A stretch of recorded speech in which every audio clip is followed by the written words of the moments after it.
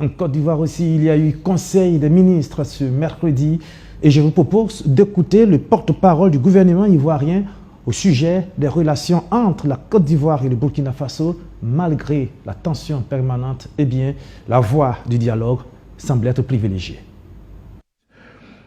Ce que je peux rajouter enfin en ce qui concerne donc l'état de discussion avec les autorités burkinabées, vous avez été tous témoins de la rencontre entre les ministres de la Défense de nos deux pays. Ça veut donc dire qu'il existe un cadre d'échange.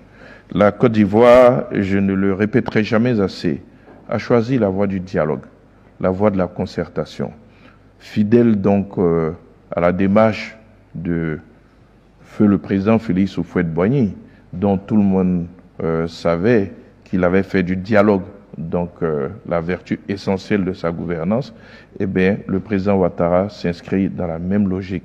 Nous allons continuer de discuter, nous allons continuer de dialoguer tout le temps qu'il faudra, mais le dialogue, c'est vraiment, je dirais, la seule solution qui évite, je dirais, des crises qui peuvent avoir des conséquences fâcheuses.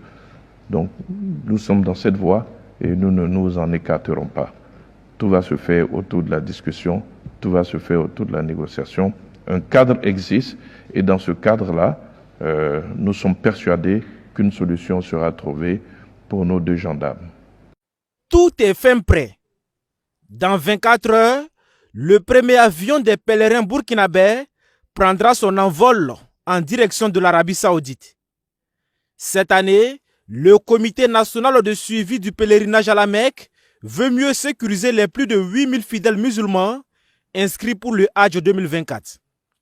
Pour ce faire, il innove avec la mise en place d'un système de bracelet électronique informatisé individuel afin que personne ne s'égare durant l'accomplissement du 5e pilier de l'islam. On se retrouve à la Mecque, une ville d'environ 800 000 habitants, à moins de 5 jours, qui atteint 3 500 000 habitants, dont la plupart des habitants sont des étrangers. Et nos pèlerins sont les moins outillés dans la mesure où souvent c'est des personnes assez âgées, c'est des gens qui ne connaissent pas la grande ville, souvent c'est des gens qui sont venus du milieu rural et on se retrouve souvent dans des situations difficiles où les pèlerins se perdent. Donc à travers cette solution digitale, on pourrait retrouver les pèlerins qui vont se perdre. La seule difficulté majeure à laquelle les autorités burkinabées sont confrontées, c'est la question des touristes burkinabés actuellement en Arabie Saoudite qui menacent d'envahir le site de logement des pèlerins régulièrement inscrits. Sur ce point, l'exécutif s'engage à sévir.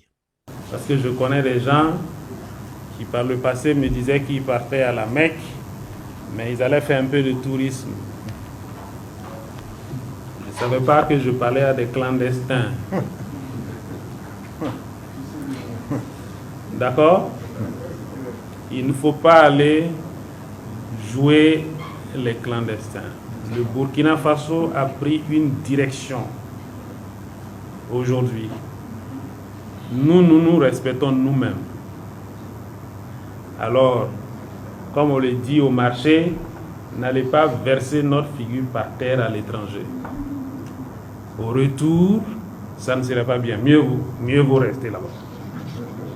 L'année dernière, les touristes burkinabés qui ont envahi le site des pèlerins régulièrement inscrits étaient estimés entre 500 et 1000 personnes, selon le Comité national de suivi du pèlerinage à la Mecque.